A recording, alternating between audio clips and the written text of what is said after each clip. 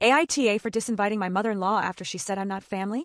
I don't know if I'm overreacting or if my reaction was justified, but I'm sure that what happened with my mother-in-law was completely unnecessary. I always knew she wasn't the most welcoming person in the world, but I never imagined she would make it so clear that I was never part of her family. The worst part is that this happened right before what was supposed to be an unforgettable vacation, and although it was unforgettable in the end, it wasn't in the way anyone expected. For some context, my husband and I have been together for over 5 years, but we just got married a few months ago. Before that, we were always quite independent and built our lives without depending on anyone. But in his family, things weren't like that. His mother has this idea that family ties should be the most important thing, and for her, that means everyone should be together all the time. It doesn't matter if you're an adult, if you have a demanding job, or even if you already have a partner you live with. In her ideal world, everyone should still be one big inseparable unit, like when her children were little. Since I started dating my husband, I noticed he had internal conflicts about this. On one hand, he wanted his independence and to enjoy his life without having to check in with his mother every day. But on the other hand, he had grown up with the mentality that distancing himself from his family was almost a betrayal. We talked about this several times, and I always made it clear that I had no problem spending time with his family, but I wasn't going to change my lifestyle just to fit into their dynamic. He understood and agreed, but his mother never really accepted that her son was no longer under her absolute control. The underlying problem is that his family has this tradition of taking a big annual trip where everyone goes together for a week. From the beginning of our relationship, my husband went on these vacations without me because although they invited me, it was always a last-minute invitation and more out of courtesy than because they really wanted me there. The year before, when we were engaged, my husband told me I could go, but since his family didn't ask me directly, I felt unwelcome and decided not to. This year was different. His mother invited me directly, something she had never done before. I thought that maybe she was finally willing to accept me into the family, and so I decided to go. From the moment we started planning the trip, I noticed his mother acting strangely. Although I was officially included in the plans, every time they talked about the details, she left me out of the conversation or made passive-aggressive comments like, "Well, I hope you're comfortable with our way of doing things, because this is a family thing." I tried not to take it personally, but a part of me knew that she still didn't see me as part of the group. Months passed, everything was organized, and just a day before the trip, his mother called me to come to her house because she wanted to talk about something important. I thought it would be something related to the flight or the hotel, so I went without hesitation, but what she told me left me completely shocked. We sat in the living room, and without preamble, she said, "Look, I want you to understand something. This is a family trip, and although I know you're married to my son, the truth is we still don't consider you part of the family. It's not personal, but we just haven't gotten to that point yet. So we've decided that we're not going to cover your expenses like we do with everyone else. We think it would be fair for you to pay your share if you really want to come with us." At that moment, I felt the floor open up beneath me. What was I supposed to say to that? I had no problem paying for my own vacation, but I found it totally humiliating that she told me this just a day before we left, after I had been included in all the planning. Why didn't she tell me from the beginning? If they had made it clear from the start that I had to pay my share, I would have simply decided whether I wanted to go or not. But doing this at the last minute was clearly a way to make me feel out of place. I tried not to react immediately because I knew that if I spoke at that moment, I would say something I'd regret. I just told her that I understood and that I would talk to my husband about it. She seemed satisfied with my reaction, as if she expected me to explode and feel justified in her decision. But I wasn't going to give her the satisfaction. When I got home, I was so furious that I struggled to find the words to tell my husband what had happened. As soon as I told him, his face completely changed. He couldn't believe it. He had always had problems with his mother's attitude toward me, but this was completely unacceptable. He asked me if I wanted to cancel the trip, go on vacation with people who made us feel like strangers. The night before leaving, my husband and I were up late organizing everything. We weren't going to do anything impulsive without making sure every detail was well planned. While his family thought we would be flying with them to their destination, we already had our tickets purchased for a completely different place. We made sure to book a flight that left around the same time as theirs, so they wouldn't suspect anything until the last minute. We chose a destination on the opposite coast, something that excited us more than the trip they had originally planned. In the end, we decided to go to Seattle, a place we had always wanted to visit but never had the opportunity. Inside, a part of me still couldn't believe my mother-in-law had said those things to me. "You're not part of the family." Who says that to their son's wife? And even worse, who has the nerve to include me in the plans for months only to slap me like that at the last minute? It was clear that her intention was never to make me feel welcome. She just wanted to demonstrate her power, to make me understand that I didn't have the same value as the rest. But what bothered me most wasn't her attitude, but the reaction of the whole family. Nobody said anything.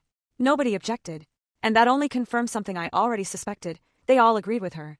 The day of the flight arrived, and we pretended that everything was normal. We met his family at the airport early in the morning with our bags ready. My mother-in-law greeted us as if nothing had happened, with a fake smile and an air of superiority that made me want to throw up. She acted as if she had done me a favor by allowing me to come with them. My husband and I remained calm, showing no signs of what we were about to do. We knew we couldn't raise any suspicions, so we played along. We went through security with them, walked through the airport shops, even had coffee together, all as if we were really going to get on that plane with them. But when it was time to board, we put our plan into action. Just as his family started lining up to enter the plane, my husband pretended to receive a call on his phone and looked at me with a serious expression. "It's a work emergency. We have to resolve this before boarding," he said loudly, making sure everyone heard him. My mother-in-law frowned. "Right now?" she asked impatiently. My husband nodded. "We'll meet you at the gate in a few minutes. We just need to do this quickly." His mother rolled her eyes and muttered something about how irresponsible it was for him to be dealing with work on a family trip, but she didn't argue further. She didn't suspect a thing. We waited until we saw them enter the boarding tunnel, then we turned and walked in the opposite direction. At that moment, I felt a chill of adrenaline run through my body. We were doing it. We walked quickly but without rushing too much. We headed to the other terminal where our real flight was about to take off. We already had our boarding passes ready, so we passed through without a problem. In less than 30 minutes, we were sitting on a plane bound for Seattle, getting away from his family and all that toxic energy. As the plane took off, I turned to my husband. He looked at me and smiled. "Finally, a vacation just for us," he said. When the plane took off, I felt a mix of adrenaline and liberation. I looked at my husband, who was smiling with satisfaction as he watched out the window as we moved away. We knew a wave of angry calls and messages would be waiting for us, but at that moment, on that plane to Seattle, none of that mattered. The trip itself felt like a breath of fresh air. We had freed ourselves from the toxicity of his family, although we knew the confrontation would come soon enough. But for the first time in a long time, we were enjoying something without his mother ruining it. The landing in Seattle was smooth, and as soon as we stepped out of the airport, the feeling of relief intensified. We were in a city neither of us had visited before, and unlike typical family vacations filled with obligations and pressure, this time it was just the two of us. We checked into the hotel, left our bags, and decided to go out and explore. However, just as we were about to leave the hotel, my husband's phone rang. His mother. We looked at each other silently. We hadn't talked about exactly when we were going to face the chaos we'd left behind, but now there was no escape. He sighed and answered. "Where are you?" was the first thing we heard. Her tone wasn't one of concern, it was pure anger. My husband paused before answering. "Mom, we're on vacation." "Alone?" There was a long silence on the other end of the line before she exploded. "What do you mean alone? Where are you? You left us stranded at the airport without saying anything. Do you have any idea how worried we were?" It was amazing how she could twist the situation to her advantage, as if she really believed we were the ones who had committed an injustice. My husband, with the patience of a saint, remained calm. "I don't understand why you're worried. You said my wife wasn't part of the family, so we thought it would be better to take our own trip instead of bothering anyone." I could imagine her expression at that moment, that look of superiority turning to frustration when someone didn't follow her rules. "That's not what I meant," she replied, clearly annoyed. "I meant we hadn't reached that level of closeness yet, but that doesn't mean you could just disappear without warning. Everyone is upset with you." My husband looked at me, letting me know his mother had no idea how absurd she sounded. "Mom, if everyone is upset, then that means everyone agreed with you, right? If they really considered me part of the family, someone would have said something when you decided to exclude her at the last minute. But no one did." Another silence. I knew he had cornered her. "That doesn't justify you humiliating us like this. Do you know how embarrassing it was to see that you weren't on the plane? Everyone asked us about you. What were we supposed to say?" My husband sighed. "You could have told the truth, that we weren't welcome. That was it."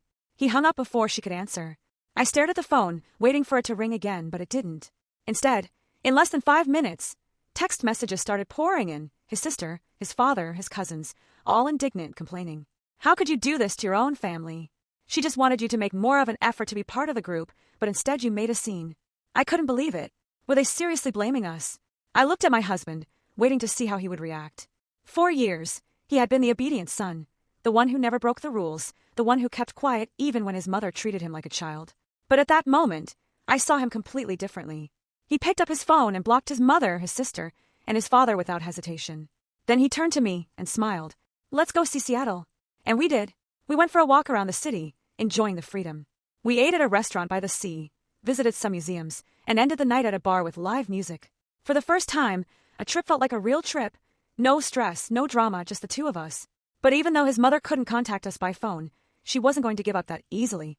The next day, while we were having breakfast in a cafe, we received an email. It was from his father. You have to come back. Your mother is devastated. You can't just abandon your family like this. If you don't call in the next 24 hours, we're going to have to take serious measures. We looked at each other, confused. Serious measures? Of course, we ignored it. But later that day, something happened that left us in shock. As we were walking back to the hotel, we saw someone in the lobby we never expected. It was his mother. She had followed us to Seattle. The instant I saw her sitting in the hotel lobby, my heart stopped for a second. I couldn't believe it. My husband, who was right next to me, also froze completely. His mother was there in one of the lobby chairs, arms crossed, and with that look that only meant one thing. She was going to make a scene. "No way," I murmured. She stood up and walked straight toward us. "What the hell do you think you're doing?" she said loudly, not caring that we were in a public space. I felt people around us start to stare. Of course, this had to happen in the lobby of a hotel full of tourists.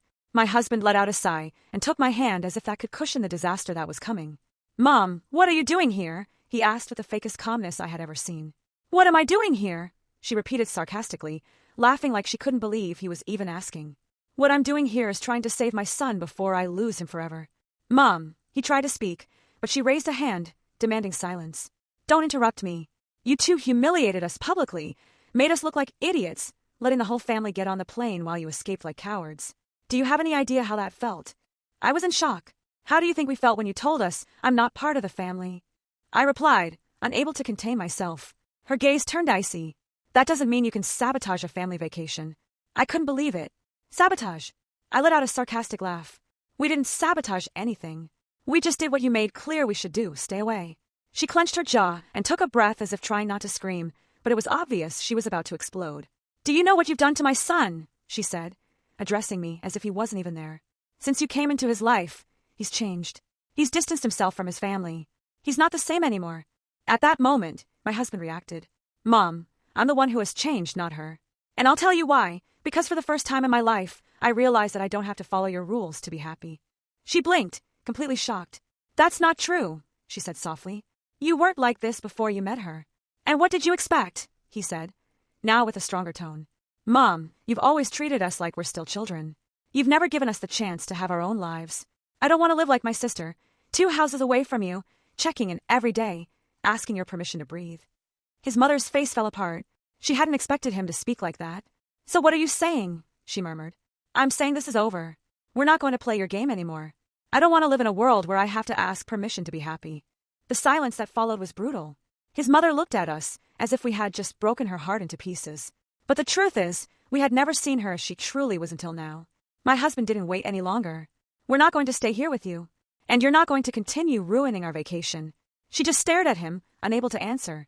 And then she did what no one expected. She burst into tears. But they weren't normal tears. It was a dramatic, exaggerated cry designed to make us feel guilty, to manipulate us. "How can you do this to me?" she said, her voice breaking. "I'm your mother. I gave you life." My husband didn't even flinch. "And you tried to control mine," he replied. She raised her head, her eyes filled with tears, and then she said it. "If you walk out that door now, you are no longer my son." There was a long silence. For a moment, I thought he was going to hesitate, that phrase was going to hit him hard. But no, he simply smiled. "You were always the one who put conditions on love in this family," he said. "And if you really believe a son stops being yours just because he doesn't do what you want, then I was never your son to begin with." With that, he took my hand. "Let's go." And we walked out of the hotel. His mother stayed there, watching us leave. She didn't try to stop us. She didn't yell. She didn't make any more of a scene. When we left the hotel, I felt a mix of emotions that I couldn't describe with words. We had managed to do what many would consider unthinkable, confront the matriarch of his family, and not give in to her manipulation. However, something inside me told me this wasn't nearly over. My husband walked beside me without saying anything.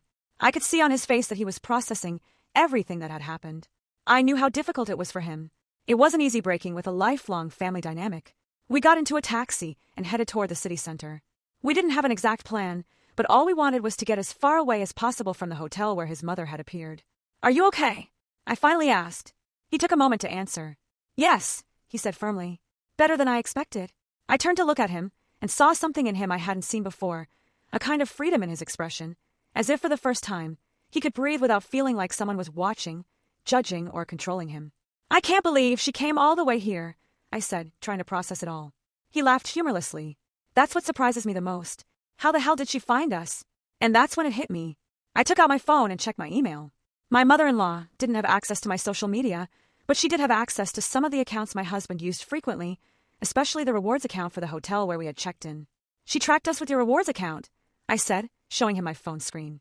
My husband looked at the email in disbelief. No way! But yes, there it was. An automatic notification from the hotel chain where we were staying, confirming our reservation. And it was obvious that she had seen it. She's been following us, I murmured. Hotel, my husband said immediately. We're going to another one. I nodded without hesitation. The last thing we wanted was to run into her again. We decided to book at another hotel, this time with a completely new account to avoid any kind of tracking. We settled in and finally tried to relax, although deep down we knew this wasn't over. And we confirmed it when, a few hours later, his phone started ringing again.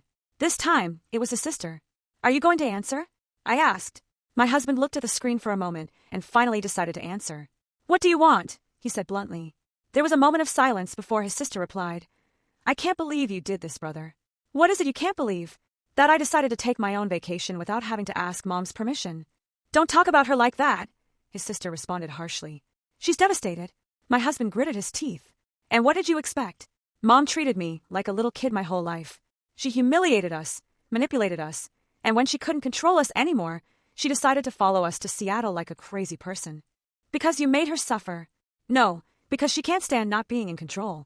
The conversation became an exchange of accusations until his sister finally blurted out what she really wanted to say. Mom told us that if you don't come back and apologize, she's going to disinherit you. Silence, not because we were surprised, we saw it coming. We knew this was the next logical step. My husband laughed a dry, joyless laugh. Then let her, he replied simply. His sister's disbelief could be felt on the other end of the line. You seriously don't care? No, I don't care about the money. I don't care about the inheritance. I don't care about anything Mom uses to manipulate us. But tell her to do what she has to do. I've already made my decision. And he hung up. He didn't say anything for a while. Neither did I. I knew it was a crucial moment for him. His mother disinheriting him was more than losing money. It was the final act of rejection. The ultimate proof that for her love was always conditional. But when he finally looked at me, I realized something. He wasn't sad. He was at peace. I didn't realize how good it feels not to have to worry about what she thinks, he said with a small smile. And at that moment, I knew that no matter what his family tried next, we had already won. After his sister's call, there was a moment of complete silence between us. My husband stared at his phone as if he were processing something deeper than words could express. His mother had finally played her last card, the inheritance. We knew my husband's family was well off, with properties and well-stocked bank accounts. His mother had always used money as a means of control. Since we were dating, I'd heard many times how she blackmailed him with things like, if you move away, don't expect us to help you with anything. If you don't come to family dinner, forget about that loan you needed. Family always takes care of its own, but only if its own takes care of the family. It wasn't surprising that she was now trying the same thing with the inheritance. But this time was different, because this time, my husband was no longer under her control. How do you feel? I asked after a while. He smiled slightly. Freer than I've ever felt. I nodded, feeling genuine relief at hearing him say that. But as much as I wanted to think it was all over, I knew his mother wasn't one to give up so easily. And we found that out that very night. The next attack wasn't against my husband, it was against me. My mother-in-law's new move, a fabricated story. After a relatively quiet day in Seattle, in which we tried to enjoy ourselves to the fullest without worrying about his family, I decided to check my social media before bed. I wasn't expecting anything out of the ordinary. But when I opened Facebook, I saw a message from a mutual friend with his family. Hey, I don't know if you've seen this, but I thought you should know. Along with her message was a link to a post on my mother-in-law's profile. My heart raced. Something's happening, I told my husband as I clicked the link. The post loaded, and what I saw left me speechless. It was a long and dramatic text with a picture of my husband as a child. I never imagined that my own son would betray me like this. It breaks my heart to know that the person I trusted the most has turned his back on me for someone who only wants to separate him from his true family. I raised this boy with love. I gave him everything. And now he doesn't even answer my calls. I don't know what they've done to him, but the son I knew no longer exists. To all the mothers reading this, protect your children from manipulative people who only seek to isolate them. Don't let them destroy your families. If anyone has gone through something similar, please share. I don't want to lose my son forever. Below were hundreds of comments. Some from family and friends who were clearly buying her story without question. How awful. I'm so sorry. I can't believe he's doing this to you after everything you did for him. It's that woman he married. I bet she has him manipulated. Don't worry. He'll realize his mistake and come back eventually. But that wasn't the worst part. The worst part was that many of these people were mentioning me by name. Some had even gone into my social media to insult me directly. I opened my Instagram and saw dozens of private messages. You manipulator. I bet you want him for his money. You ruined his relationship with his family. I hope he leaves you before it's too late. My stomach churned. My mother-in-law had launched a smear campaign against me. My husband watched me as I silently processed everything. What happened? I showed him the post and saw his face go from disbelief to pure fury. I can't believe it, he said. She knows exactly what she's doing, I said, my voice tight. She's manipulating the story to make me look like the villain. I can't let this continue. He grabbed his phone without hesitation. He dialed his mother. Hello, she answered in a fake, tired tone, as if she were really suffering. Delete that post. Now. There was a brief silence. What are you talking about? You know exactly what I'm talking about, Mom. It wasn't enough for you to come to Seattle to chase us. Now you're trying to ruin my wife's reputation with lies. They're not lies, she exclaimed, immediately switching to an offended attitude. I'm just telling the truth. The truth is that you were the one who treated me like a stranger. You were the one who said my wife wasn't part of the family. And now that you can't control me, you'd rather destroy us than accept that you have no power over me. That's not true. I just want my son back. No, Mom. What you want is to keep controlling your son. Silence. Finally, she spoke in a cold and calculating tone. If you really believe that, then I have nothing more to say to you. Good. I hope that's clear, because I have nothing more to say to you either. And he hung up. We were silent for a moment. Do you think she'll delete the post? I asked. My husband laughed humorlessly. No. But what I do know is that she just realized something. She can't manipulate me anymore. I looked at my phone again. The post was still there. The comments kept growing. I knew this was going to continue escalating. But what my mother-in-law didn't know was that we had a plan too. The next day, we did something she never saw coming. That night we barely slept. My mother-in-law's post continued accumulating more and more comments, some from strangers who jumped into the conversation just to attack. She was publicly defaming us and had managed to convince a large part of her circle that I was some kind of manipulative villain who had taken her poor, defenseless son away. The worst part wasn't just the public humiliation, but the fact that some people were trying to contact me by all possible means. I received emails, messages on Instagram, and even comments on my LinkedIn profile. Some were meaningless insults, but others threatened me directly. If you really love your husband, you should let him go back to his family. What you're doing is emotional abuse, and we all know it. If you keep this up, someone's going to do something about it. My stomach churned. It wasn't just my mother-in-law who was losing it. She'd managed to recruit strangers to join her sick game. My husband was also furious. But this time, we weren't going to sit idly by. We knew talking to her directly wouldn't do any good. So we decided to do something she didn't expect, expose the truth with evidence. We spent the morning reviewing conversations, emails, messages, proof of the real story. Screenshots of things his mother had said about me.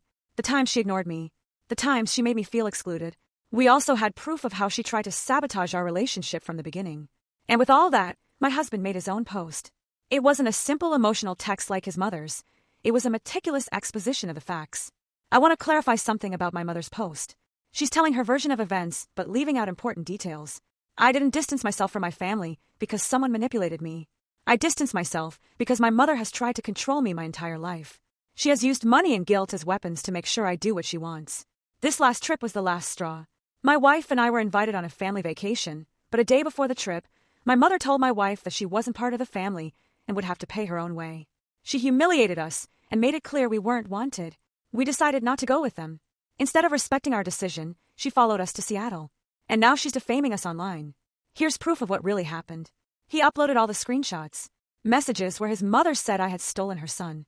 Messages from his sister threatening disinheritance. Messages from her demanding he check in with her as if he were a child. We knew it was going to cause an explosion, and it did. In a matter of hours, my husband's post went viral within his family circle and beyond. The comments were divided. Some were still on his mother's side, but many others realized the truth. Your mother sounds like a nightmare. This is toxic control. You did the right thing. It wasn't long before his mother deleted her original post. But it was too late. People already knew the truth, and she was furious. Hours after his post went viral, my husband received one last message from his mother. I can't believe you humiliated me like this. You are no longer my son to me. I don't want to see you again. He read it aloud, then deleted the message without replying. He sighed and leaned back against the headboard. How do you feel? I asked. He was silent for a moment, and then smiled slightly. Good. For the first time in my life, really good. And I knew this time it was final. After my husband posted the truth and exposed all the evidence of his mother's manipulation, we thought we could finally close this chapter. Some family members even apologized privately, saying they hadn't understood the magnitude of the problem until they saw the evidence. But my mother-in-law wasn't the kind of person who accepted defeat. And what she did next was so extreme, it left us speechless. The day after my husband's post, he received an email from a sender he didn't recognize. When he opened it, we were shocked. It was from a lawyer. Dear husband's name. I am contacting you on behalf of your mother, who has made the difficult decision to remove you from her will and all family assets. From this moment forward, you will have no right to claim any property or financial funds belonging to the family. Furthermore, due to recent events, a restraining order has been requested based on emotional distress.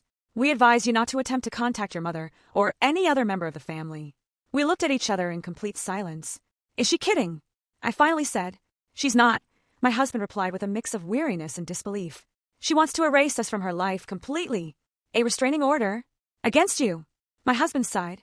It's another attempt at manipulation. She wants me to run back and apologize, to beg for the inheritance. But he didn't. Instead, my husband replied with another email, shorter than his mother's. Understood. I hope you can find the peace you claim to want. There will be no further contact. Goodbye. And that was the end of it.